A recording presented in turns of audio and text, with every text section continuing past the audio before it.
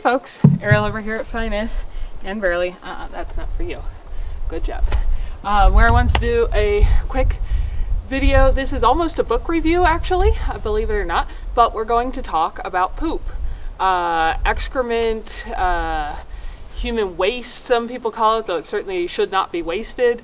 Whatever term you most prefer. Bowel movements, number 2. That stuff that comes out of your body, and number 1. So if that's not your thing, you probably want to hang out now. But if you're still here, obviously, if you're a human being, I assume mostly my audience is human and not alien, we eliminate stuff from our bodies.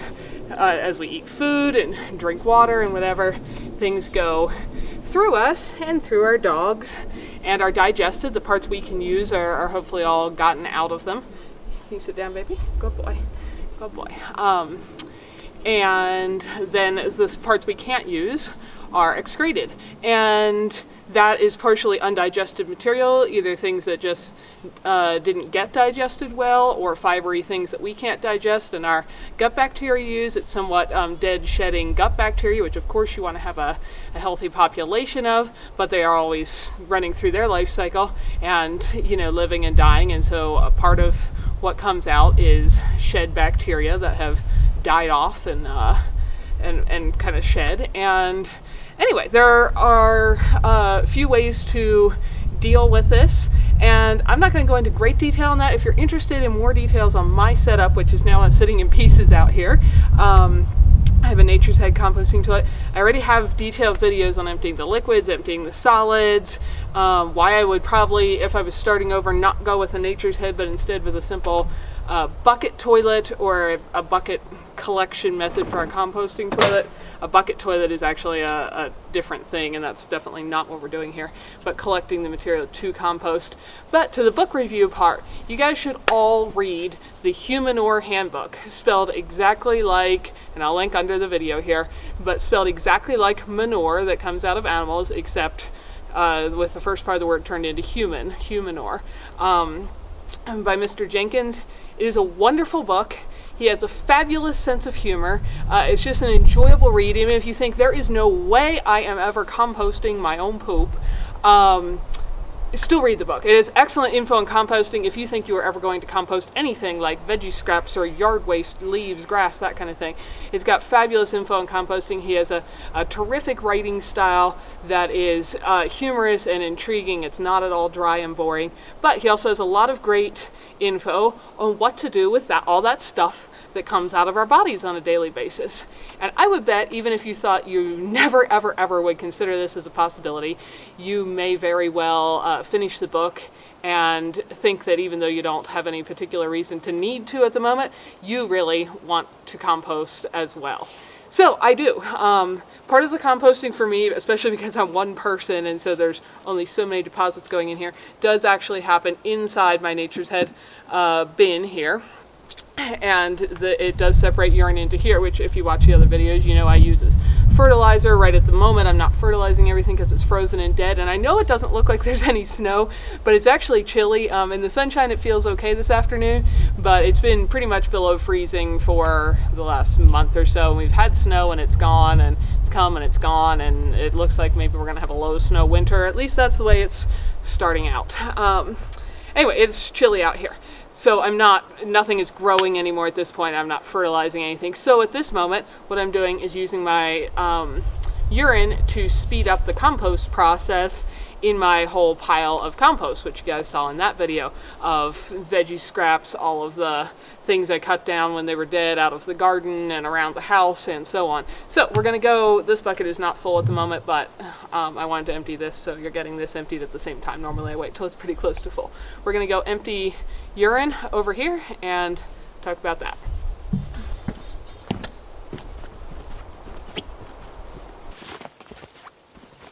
So like I said, if I'm not currently using my urine to dilute and fertilize things, and in the middle of winter, it goes in the snow around the base of trees, so it'll melt out actually in the spring and be there when they wake up and want to start growing. I put it right into here. you can already see in the past few weeks how much that pile has broken down and shrunk, because it was stacked up to here. It went even higher as I cleaned up some more stuff after the last video where you guys saw the pile, but it was like up here and clear out here, and so all of that has already broken down enough to shrink. And urine adds a lot of nitrogen, which is helpful for me at this time of year, because once everything's frozen, a lot of the stuff that's going in here is more woody stalks and such like that that are not particularly high in nitrogen. And just probably the warmth that, you know, this bucket was room temperature when it came out of the house kind of helps keep the middle of that pile more active. A lot of microbes like a nice medium temperature. Of course, there's a whole colonies that thrive in different temperatures, but it keeps it a little warm and more active further into the winter, even though, like I said, it's a sunny afternoon and there's no snow in sight at the moment, but it has been very cold. The ground is frozen rock solid. If you try to dig into it, there's somebody doing construction not too far from my place. They're ripping into it with excavators. The frost line is down like more than 20 inches right now that the ground's frozen solid.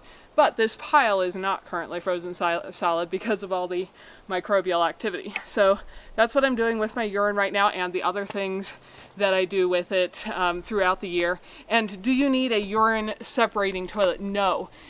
Things will compost just fine with it in it. My toilet happens to separate it, and so it's handy in that I can then easily use it for whatever I want. I can use it as a fertilizer and different things. I can add it back into compost. It can do what I want with it. That's the urine. Let's go get the solids.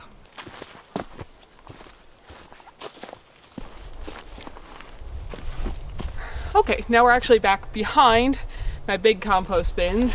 As you can see, that's tried to spring the side out there a bit, but it's still working to keep the pile up and heaped up, because that's when things break down best. And this is back in the little area that probably every place has, where you need to keep a few things that just aren't the most beautiful. So right over here you can see all the hoops that support my frost covers for the garden in the summer. They live in the winter here, because if we do start getting snow, it normally gets to a rather crushing level and would flatten them anyway, so it's easiest to just pull them out and let them lay there flat for the winter under the snowpack, and put them back in the spring. And some broken concrete blocks that were left that I have in case I need one for something that were left from redoing the garden beds a year ago, and so on. A few trellisy supports for a few of my perennial flowers and such. But when I did a video on this compost pile and how easy composting is, and this pile contains pretty much my, you know, veggie, kitchen, yard, garden materials, several people asked, but what do you do with your poop? And I didn't show that one. This little black wire, it's not even wire, it's I'm not sure what it's made of. Somebody gave it to me because they weren't using it anymore. This is my separate Humanure bin. You could mix it all together. I'd probably get to the point where I'm doing that at some point. I was a little more nervous about this when I first started than I am now, and so I started out with separate piles. That's not actually necessary. And I want to address, before I go any further here, smell. That's the biggest question people have about having a composting toilet. So this is a bucket of poop. I empty mine every 3 to 4 months normally. It's usually, other than when I have a friend over, you know, for dinner or something, it's usually just me using it. If you had 2 people or 4 people or 6 people in your house or whatever, that would go up. But then you may have several, you know, toilets as well, if you had a bigger house with more people.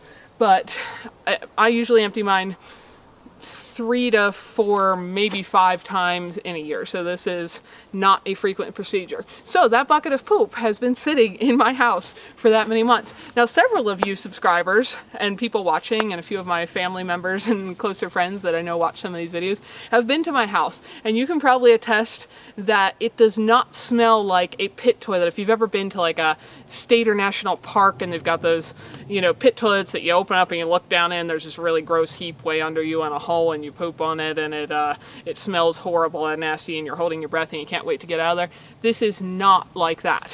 Nor is it like sewage. If you've ever opened if you've ever been around like a public sewer line, or, you know, had work done on a septic system created by a flush toilet in your house, it does not smell like that. There's a faint earthy odor, I would say.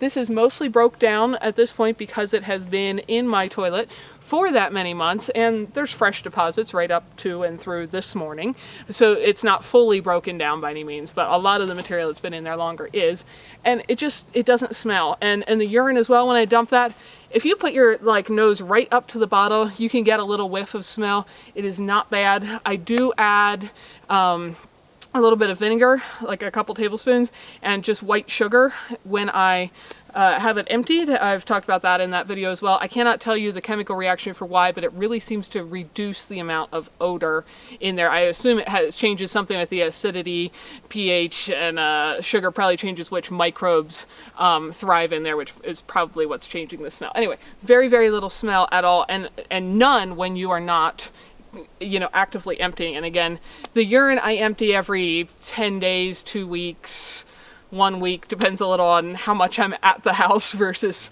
off in the woods or doing things away from home, but something like that. And this I only empty every 3 to 4 months. So that smell, it does not smell. I have lived for almost headed into my 6th year now with this composting toilet, and the one thing I want to tell you guys is I really love it. I hope to never ever use a flush toilet again for all of the many great reasons you can see detailed in the Humanure Handbook, which is how this is half a book review and half info on my toilet. And I cannot possibly explain in one video here without making it endlessly long about all of those benefits to composting and problems with putting our human excrement into our water system in various ways. I think Jenkins says at one point in there, there's 2 basic kinds of people in the world. There's those who shit in their water and drinking water, and those who don't. And a lot of the first world countries, we're in that category of we take dumps into our drinking water, which is an unfortunate method of going about it. And I just want to point out, if you're going to say, well, but it's much better than dumping, raw human waste out of second-story windows into the streets. Yes, it is. But just because something is better than something really bad does not mean it's the best option out there. So, hey, not yours. So, what I do when I come out here and I'm not talking to you guys and explaining all this, and I've showed previously how if you're actually on the road all the time or in a RV or a mobile tiny home, how you can simply dump this into like a big black plastic trash bag and handle it that way. Since I am in the same location and I have my Humanure compost bin, beep beep, oh boy, this is what I actually do. And when filming this, I forgot to mention that if you are not in an area where it is below freezing and your whole pile is rock solid and feels like concrete, it is best to scrape it away in the middle and add your newest material to the center. That just helps keep everything composting nicely and more quickly. It's less important with mine because it is really truly mostly digested before I bring it out of the house, thanks to my worms, but that still would be the best practice.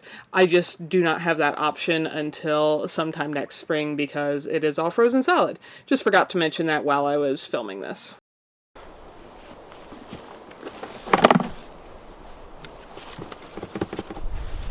Give that a shake. There is a, let's see if I can show you, beater in the center of this, which turns on this handle.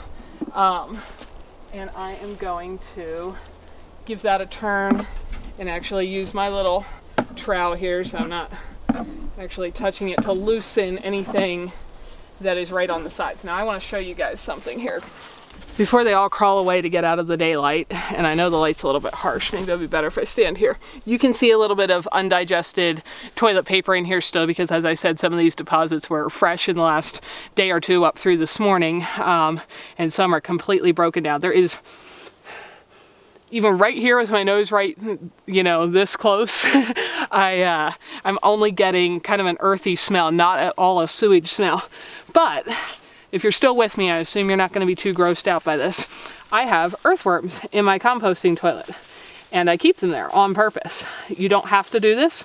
A lot of people don't, and you can certainly use a Nature's Head or other composting toilets without this. But I do keep them, and you can see them. They're crawling around in there. They do help break down this stuff much faster, even in this bin, before it gets into here. Of course, here, this is just sitting on the ground, so earthworms can freely come and go as they please. It gets really cold, they'll go deeper in the ground to protect themselves, and then they'll come back up when it's warmer. These guys have been warm because they've been in the house, so they have been actively helping break this down, and I have tested it by using that toilet with the same materials in the same way, with worms and without worms, and I have to empty it 2 to 3 times more often when I went without worms, just for a couple months, because I decided I did not like that and went back to using my worms. They really do help break down the material and actually start the composting process in here before it gets outside, and it just really reduces the amount of the frequency with which I have to empty it. So now we're going to look up here, and I'm not sure how well the camera's doing with that contrast. Earthworms do like to stay out of the sunshine, so they're already retreating down under that layer, but there you can see there's a couple that are still in here. Now, when I dump it like that, this part, and I'm going to uncover more there, this bit that sticks kind of to the corners and doesn't mix in, that's mostly just my composting material, which at this moment is peat moss, because I bought a big bale of it quite a while ago. That's Burley walking behind the camera. And a little bit of fine sawdust. It mostly just packs into those corners, and that doesn't tend to be the actual human excrement deposits that I'm putting in. So I just leave that in there as my starter for my next round of composting in here for the next how many months. And it works nicely for me because some of my earthworms stayed in there in those corners, and they will continue to reproduce and kind of keep my earthworm population there. Some of them are going to end up here and go wild. And I do actually, I try to do this right away when I'm not talking to you guys. They tend to be in bigger clumps right around the stuff they're actively breaking down at the moment. So I can actually go through here right after I've dumped it when they tend to be more on the surface. And that guy's wiggly. He's not happy about me disturbing his, and you could use gloves if you like, but see there I got a whole little wad of worms. I'm just going to scoop them up and put them back in here, because I know I have plenty of wild worms that are going to come into this pile, so if I can keep a little more of my worm population inside, that's nice. Rescue a few more worms out of here. Not that the others will be lost, they'll just work their way down through this pile and probably deep underground since it is chilly outside. You could use gloves, you could not do this at all. You can definitely do a composting toilet, even one just like mine without them, but as I've said, I find it much more functional and pleasant with earthworms in there. So these are some of my tiny house pets that do a work job for me. They're good little workers, and they do reproduce in here. And if you were wondering to get worms and you don't have plenty in your garden, you could go dig up a handful. Uncle Jim's Worm Farm seems to be one of the best places that sells worms. If you have any issues at all with a worm bag you get from them, their customer service is excellent, and so on. So that's most of them that were in nice clumps back into my bin. Now you could clean that bin out spotlessly, but there's just no reason to. I'm going to go right back to using this toilet, and it's just kind of a starter in there.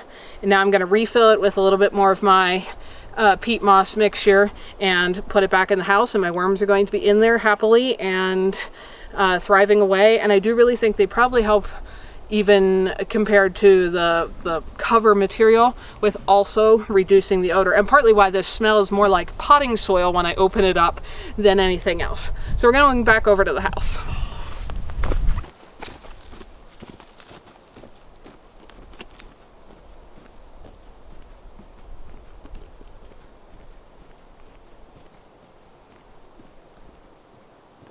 So back up here in the patio, my urine container, like I said, this is just white vinegar, which I use for all my cleaning and so on. I just pour a couple tablespoons of that in. Burley doesn't like the smell of vinegar. I do. And this is just plain white sugar. One of the few things I use it for at my house. Hey. Sit. Good boy. That's not for you. And I just put a couple little tiny spoonfuls of that in there. And again, like I said, I can't explain to you the chemical reason for why that, it's probably only like a tablespoon, why that actually helps. He's got a squirrel to chase. But doing that before I put it back inside really seems to reduce the odor. Again, there's none at all while it's just sitting in there, but the odor that I smell just when I take this out to go empty it. Then this, we've got it mostly empty now. There's just kind of our starter that was left on the edges there, that along with my little earthworm buddies. And if this is all way too much for you guys, you do not have to use worms in this. Most people don't. I really do think it's the best way to go, but that's why the first video I did on emptying this, I didn't even talk about them or include them, because I thought that might be just too much for some people who might say, I can do poop, but I can't do worms and poop. So anyway, just so you know, that's not what you have to do, but I really do think it's the best way to go. This is the remainder of, and again, I might choose for various reasons of where peat moss comes from and so on to use something different in the future. But this is still the first bag. You can't tell because it's all crumpled up and getting close to empty, but the first bag that was like a brick like that I got after moving into my tiny house. I'm headed into my 6th year here. This has lasted me from then until now. I've only ever bought one, so I'm certainly going to keep using it until it's gone, and then I may go with find sawdust. Like I have a cabinet shop in town that I can get that from, so I might go with that instead. But I have this, so it's what I have been using. Now it's a little cold because this bucket lives over there in the my tool shed that was a former outhouse. So if yours is less cold, it might not be clumpy. But I do try to break up these clumps just a little bit. And peat moss is a lovely, lovely material. But I do try to break up the clumps if they're dry and a little bit frozen as I put them in here. If you don't, they'll eventually break up and the earthworms will break them up, but it makes it just a little clumpy and harder to turn that handle right at first if you put it in big chunks. So just something to be aware of. So I'm just going to fill this partway back up, not quite half that beater line that you can see on the handle here. I try to go right about to there, just a hair under there.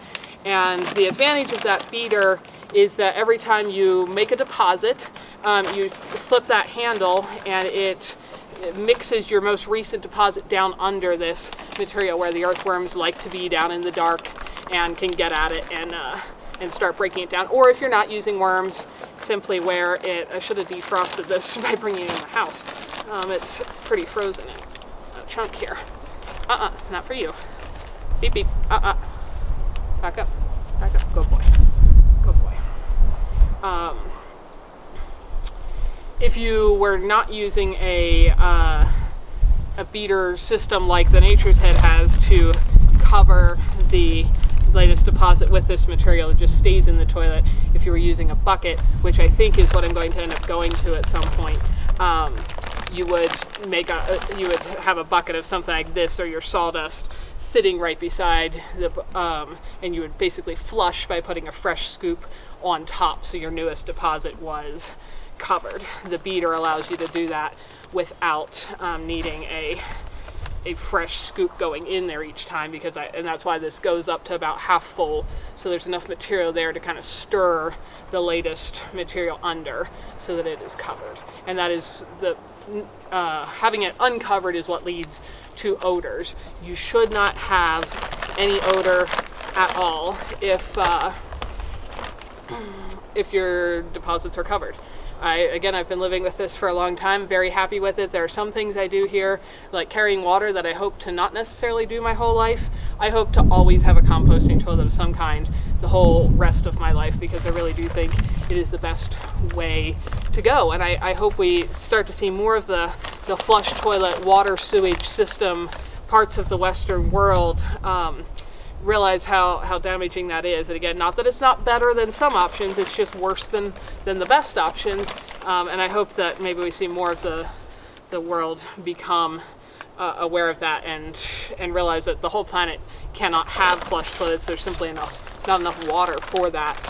So hopefully we can improve both the lives of people with flush toilets and those who currently don't have any sanitary means of disposing of their waste or excrement. It should not be called waste because it's not. It's very valuable. But we can get more people over to that system. Okay, so now I've got my nice dry peat moss on top there. If I got any little smudgies around the edges here or dust as I was doing that, I like to take a paper towel and just kind of dust that off before I go back in the house. Get some little peat moss crumbs in there. That's the bin that holds this urine container, and the worms will eat the paper towel. So this goes back into here. You could certainly put, this is the lid that has like the seat on it.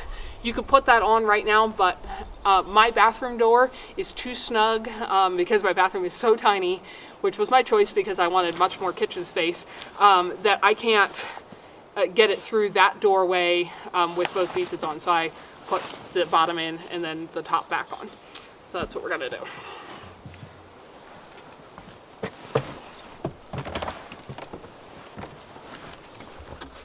So this lid, it's really hard to show the camera in this small space, slides right back onto the hinge in the back there.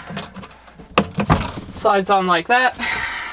Sorry, there's just no good way to show that clearly. This tiny space has two little clips on each side that hold it down securely, and there's a seal around there so that keeps everything snug inside. This little side, probably can't quite see it, there's a little vent hose off there on the side. There is a fan that will plug in and run to keep the air circulating. I've just found in all the years I've lived here, I don't need it. I don't know if that's because of the natural airflow around my home, or if it's because I live in such a dry climate or what, but that is an option. There's a little fan that you plug in, sucks air in through here and vents out. It goes to the outside through there. I don't use it. I never have needed it. And then the toilet itself sits back in. It's got these two little L brackets, which it's not going to go anywhere since I'm sitting still. But if you were in a moving situation like a RV or mobile tiny home, it would be nice that you can use these little whatever they are, screws that go through that bracket and anchor it securely to the floor. Because as much as there is no smell or anything, you would hate to be driving down the road in your RV, have to slam on your brakes because of a wreck, and have your whole toilet go flying across your bathroom. So there it's secure, can't slide back and forth, and it's going to be a long time before I empty it again. And as far as cleaning this, you can probably see this in my cleaning video. This is my little glass spritzer bottle of half and half vinegar and water, and I just give it every time it's used for either urinating or bowel movement. I give it a little spritz down like that, and that keeps it clean. I really don't have to do anything else to that lid. I just set it outside while I'm doing this whole process because I figure it's nice to get some sunshine on the underside of there, and sun's just very good at cleaning things and sanitizing. So that's what that looks like, and this of course is where you sit. And if you haven't seen this before, those two little holes that you can just barely see, they drain into the urine catchment bucket, and the trapdoor opens if you're going to go number 2. It's way too warm inside after you've been running around outside in a sweatshirt to go in there, and that's why I shed a layer to put that stuff back together. So anyway, hopefully that answers questions you guys might have had about how my composting toilet system works. If you want to watch the videos, other videos on the playlist, there's a whole playlist just dedicated to composting toilet videos. And hopefully that encourages you guys to go check out, even if you think there's no way I am ever going to compost my own poop. go read the Humanure Handbook. It is just an interesting, fascinating, funny read, especially if you ever want to do any kind of composting of any material. So there's a book review combined with my chore for the next little while. You guys have a lovely day. Hi folks, Ariel over here. Thanks for spending some of your valuable time watching these videos. Hopefully you found something beautiful, educational, interesting, peaceful, relaxing, or useful while you were here. If so, find more videos here, subscribe so you don't miss any updates, and if you like what you found here, feel free to like and share away so that others can benefit as well. You all have a wonderful day.